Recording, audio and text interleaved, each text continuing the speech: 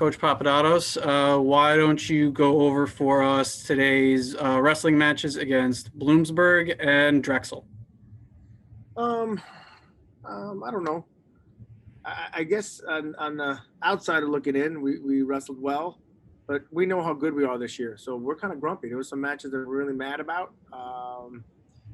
Last year or 2 years ago, if you told me the result like this today would have happened, I would have been like, that would be unbelievable. I'm going home upset. You know what I mean? Not at the guys. Guys, we're training. The effort's great. We're just not wrestling to our ability yet. I felt like we could have won more matches than we did. It's nice though. Bloomsburg beat us last year with that team, and we were one scramble away from shutting them out, winning all 10 matches, right? And I think they're pretty good. They're 25. They're 25 pounders of returning national qualifier. They're 41 pounders of returning national qualifier. They're 57 pounders of returning national qualifier. There's some other guys that can wrestle. We did what we did, and we even did what we did in a lot of the extra matches. And then, same thing with Drexel. We went 6-6. The mix of starters and backups for both of us.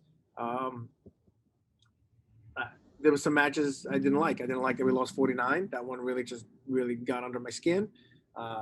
33. Garrett got a little exposed, and we'll work on it. So, listen, overall, it was a good day. We won 41-6, I think, against Bloomsburg, and I was mad that it wasn't 44-0. You know what I mean? Like, if you think about it. But not because of them. They do a great job. They got a great coaching staff. They're good people, man. They just they're ready to go. They just ran into, we're a little bit of a buzzsaw right now. When we're going and we got our whole team healthy, and we don't even have Sage back yet. But as you can see, Ross McFarland can wrestle.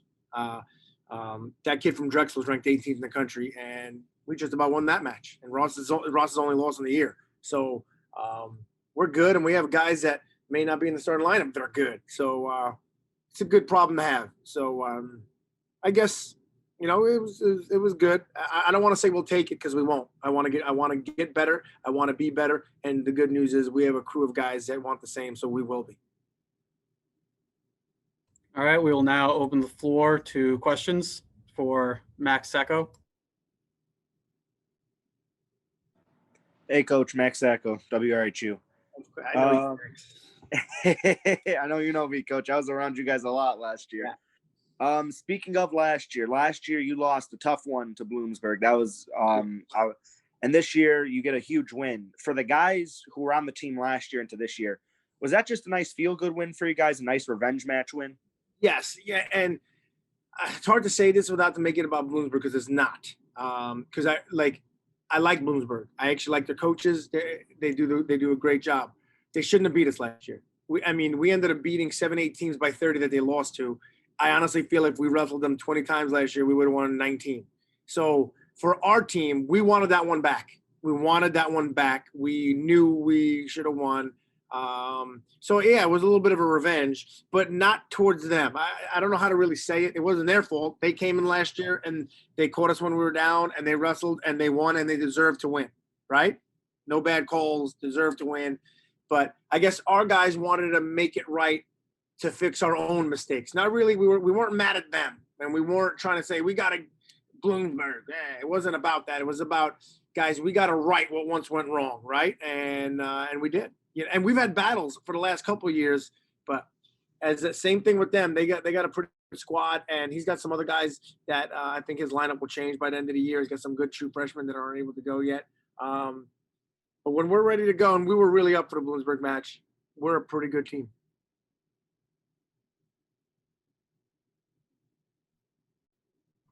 More hands. I think you're good, Jack. I see you. Hey, Coach, Jack Parth, WRHU. Big thing you're talking about is trying to get yourselves better and making sure you're fixing these errors. A big guy to look at was Ricky Stram today. How big is that tech fall for him to kind of get that confidence and swagger back for the rest of the season? He hasn't lost yet this year. He's a returning national qualifier. He's had some ups and downs, and Ricky's a trooper.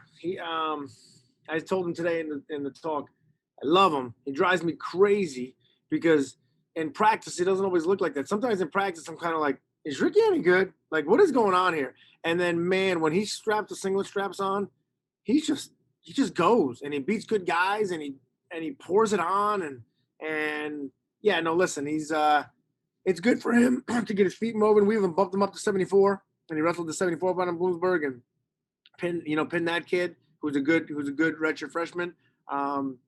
It's definitely good for. He's one of our leaders, the 5th-year senior. He needs his momentum going, and I think he feels good about it. He feels good about himself, and Ricky always does. He doesn't really get down on himself. And so I was glad to have him. I was glad to have him and to be a leader and to get out there and do what he does.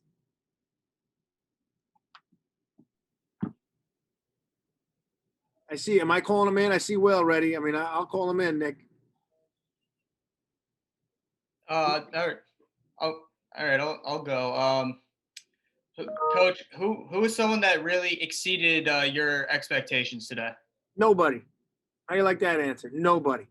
Dylan Ryder wrestled a pretty good backup, and he wrestled the kid from Bloomsburg as a return national qualifier. But we thought Dylan was going to do what he did to him, and he did. We thought he was going to do what he did to the other kid. Joe McGinty, that's the answer. But, obviously Holden Heller, we just knew Holden was this good, and he's finally doing it. That kid from Bloomsburg, the return national qualifier, and beat us last year. In fact, that's the match that cost us the duel last year. Not to blame it on Holden. I just didn't think we were going to lose that match that year to him. When we lost that match, I'm like, oh my goodness, we may lose this duel, and we did. And this year, everything went the other way. So Ricky does Ricky things. Ross has just been super impressive. 84-97, the only match they wrestled, they went on dominated, and so did Zach Knight and Ward. So we're all expecting of that. But Joe McGinty, man, he beat a returning national qualifier. He beat the Bloomsburg kid too, and he looked good doing it.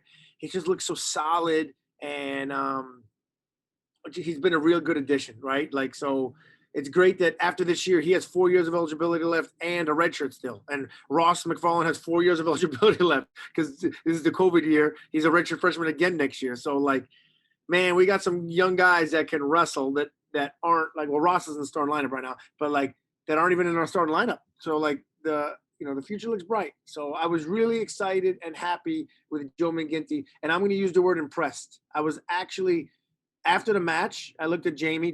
My assistant coach Jamie and McGinty went to the same high school. Obviously, Jamie's much older, but McGinty went to the same high school. And I just looked at him. I'm like, Joe's good, man. And he's like, yeah, I know. I'm like, Joe's good.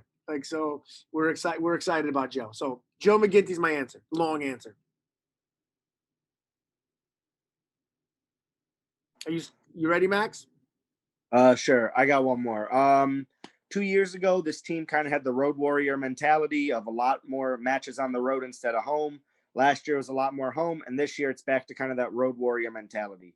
How do you kind of gear up now, going from being at the comfort of your own home to right back on the road for your next match? It just happened schedule-wise last year, and then what happened was 2 years ago, everyone was hurt, and we had a down year.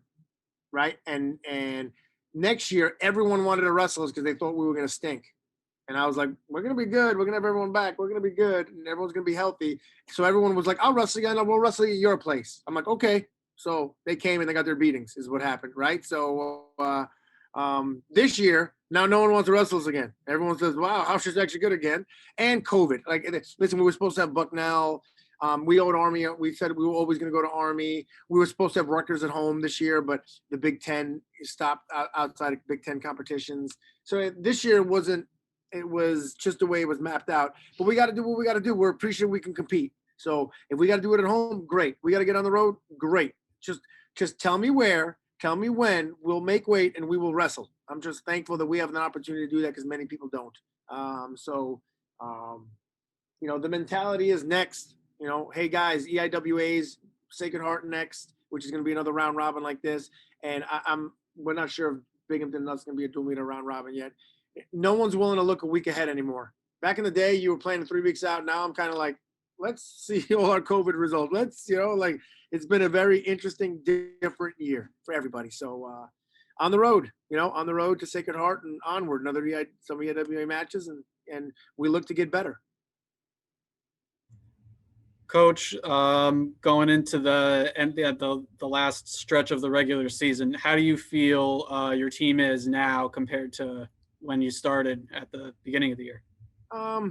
it's been difficult because we've had so many breaks, right? Like we had so many pauses for reasons we had pauses, and it's been, we just got back to practice on Wednesday. We just started practicing again Wednesday after a 10-day, shutdown. So it's been difficult to keep them on the flow, keep their weight under control, and just get the flow going.